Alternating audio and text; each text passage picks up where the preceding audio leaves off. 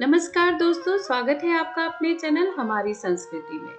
दोस्तों, कार्तिक मास में पड़ने वाली देवउठनी एकादशी के दिन तुलसी विवाह का प्रचलन है। तुलसी विवाह पूजा का मुहूर्त और तिथि, साथ ही मैं आज बताने वाली हूँ कि तुलसी विवाह का क्या है महत्व और तुलसी विवाह की पूरी विधि इस वीडियो में मैं शेयर करने वाली हूँ। और साथ में ही मैं शेयर करूंगी आप लोगों से तुलसी विवाह की कथा भी। अभी तक आपने हमारे चैनल को सब्सक्राइब नहीं किया है तो सब्सक्राइब करके बेल आइकन प्रेस कर दें और साथ में ऑल पे क्लिक कर दें, जिससे मैं ऐसी ही नई वीडियो लाऊं तो उसका नोटिफिकेशन आपको सबसे पहले मिल सके। तो चलिए वीडियो शुरू करते हैं। हिंदू धर्म में तुलसी विवाह का धार्मिक महत्व है। इस दिन भगवान विष्णु समेत सभी देवगण 4 महीने की योग निद्रा से बाहर आते हैं। यही कारण है कि इसे एकादशी को देव उठनी एकादशी भी कहा जाता है। कहा जाता है कि इस दिन भगवान शालिग्राम और तुलसी का विवाह संपन्न करवाने से वैवाहिक जीवन में आ रही समस्याओं का अंत हो जाता है। साथ ही जिन लोगों के विवाह नहीं हो रहे हैं उनका रिश्ता भी पक्का हो जाता है। इतना ही नहीं, मान्यता है कि जिन लोगों के घर में बेटियां नहीं है उन्हें तुलसी विवाह कराने से कन्यादान जैसा पुण्य मिलता है। हिंदू पंचांग के अनुसार कार्तिक मास के शुक्ल पक्ष की एकादशी यानी कि देवउठनी एकादशी को तुलसी विवाह का आयोजन किया जाता है। कई जगह इसके अगले दिन यानी कि द्वादशी को भी तुलसी विवाह किया जाता है। इस साल 2022 में यह एकादशी 5 नवंबर 2022 दिन शनिवार को है। इसी दिन 4 माह की योग निद्रा के बाद भगवान विष्णु जागेंगे, जिसके बाद से हिंदू धर्म में रुके हुए वैवाहिक कार्यक्रम शुरू होंगे। तुलसी विवाह 2022 में पड़ेगा दिन शनिवार 5 नवंबर।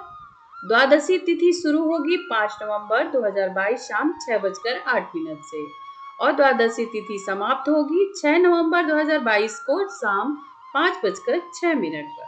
एकादशी के व्रत को समाप्त करने को पारण कहते हैं। तुलसी विवाह के अगले दिन सूर्योदय के बाद पारण किया जाता है, लेकिन यह द्वादशी तिथि के समाप्त होने से पहले कर लेना चाहिए। आइए जानते हैं कि क्या है पारण का शुभ मुहूर्त। पारण की तिथि 6 नवंबर को 1:59 से शुरू होकर 3:49 तक रहेगी। आइए जानते हैं तुलसी विवाह की पूरी विधि। इस दिन परिवार के सभी सदस्य और विवाह में शामिल होने वाले सभी अतिथि नहा धोकर अच्छे कपड़े और स्वच्छ कपड़े पहनकर तैयार हो जाएं। जो लोग तुलसी विवाह में कन्यादान की भूमिका निभा रहे हैं उन्हें व्रत रखना जरूरी है। शुभ मुहूर्त के दौरान तुलसी के पौधे को आंगन में पटले पर रखें। यदि आप चाहें तो छत या मंदिर स्थान पर भी तुलसी का विवाह किया जा सकता है। जिसके बाद एक अन्य चौकी पर शालिग्राम रखें, साथ ही चौकी पर अष्टदल कमल बनाएं। अब उसके ऊपर कलश स्थापित करें। इसके लिए कलश में जल भरकर उसके ऊपर स्वास्तिक बनाएं और आम के 5 पत्ते वृत्ताकार रखें। अब एक लाल कपड़े में नारियल लपेटकर आम के पत्तों के ऊपर रखें। तुलसी के गमले पर गेरू लगाएं, साथ ही गमले के पास जमीन पर गेरू से रंगोली भी बनाएं।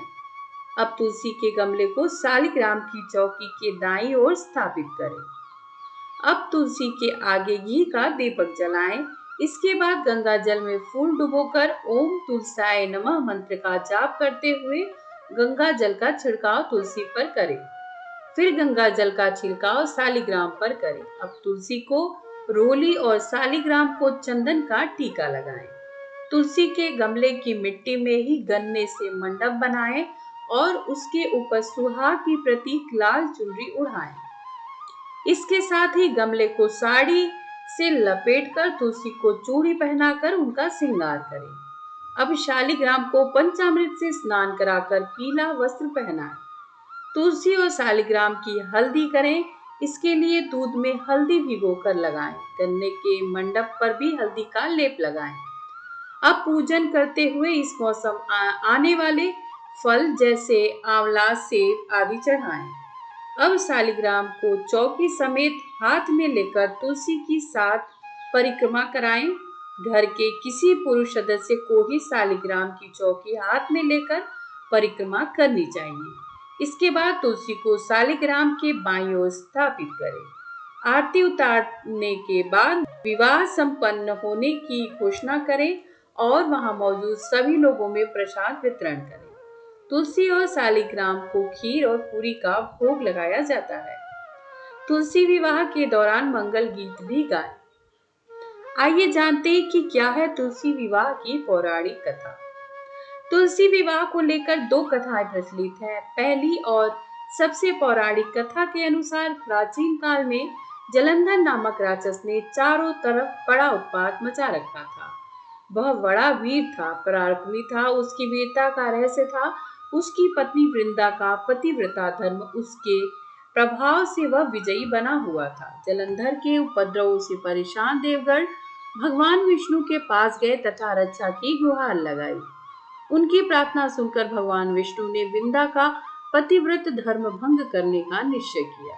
उन्होंने जलंधर का रूप धरकर छल से वृंदा का स्पर्श किया। वृंदा का पति जलंधर देवताओं से पराक्रम से युद्ध कर रहा था, लेकिन वृंदा का अस्तित्व नष्ट होते ही मारा गया। जैसे ही वृंदा का अस्तित्व भंग हुआ, जलंधर का सिर उसके आंगन में आ गिरा। जब वृंदा ने यह देखा तो क्रोधित होकर जानना चाहा कि फिर जिसे उसने स्पर्श किया है वह कौन है। सामने साक्षात विष्णु जी खड़े थे। उसने भगवान विष्णु को शाप दे दिया, जिस प्रकार तुमने छल से मुझे पति वियोग दिया है, उसी प्रकार तुम्हारी पत्नी का भी छल पूर्वक हरण होगा और इस स्त्री योग सहने के लिए तुम भी मृत्यु लोक में जन्म लोगे। यह कहकर वृंदा अपने पति के साथ सती हो गई। वृंदा के शाप से ही प्रभु श्री राम ने अयोध्या में जन्म लिया और उन्हें सीता वियोग सहना पड़ा। जिस जगह वृंदा सती हुई वहां तुलसी का पौधा उत्पन्न हुआ। एक अन्य कथा में आरंभ यथावत है, लेकिन इस कथा में वृंदा ने विष्णु जी को यह शाप दिया था कि तुमने मेरा अस्तित्व भंग किया है, अतः तुम पत्थर के बनोगी। यह पत्थर शालिग्राम कहलाया। विष्णु ने कहा, हे वृंदा, मैं तुम्हारे सतीत्व का आदर करता हूँ, लेकिन तुम तुलसी बनकर सदा मेरे साथ रहोगी। जो मनुष्य कार्तिक एकादशी के दिन तुम्हारे साथ मेरा विवाह करेगा, उसकी हर मनोकामना पूरी होगी। बिना तुलसी दल के शालिग्राम या विष्णु जी की पूजा अधूरी मानी जाती है। शालिग्राम और तुलसी का विवाह भगवान विष्णु और महालक्ष्मी का ही प्रतीकात्मक विवाह माना जाता है। तो दोस्तों, उम्मीद है कि आज की हमारी ये वीडियो आपको जरूर पसंद आई होगी। अगर पसंद आई है तो इसे एक लाइक करें, अपने दोस्तों के साथ शेयर कर दें। मिलते हैं फिर नई वीडियो के साथ, तब तक के लिए धन्यवाद।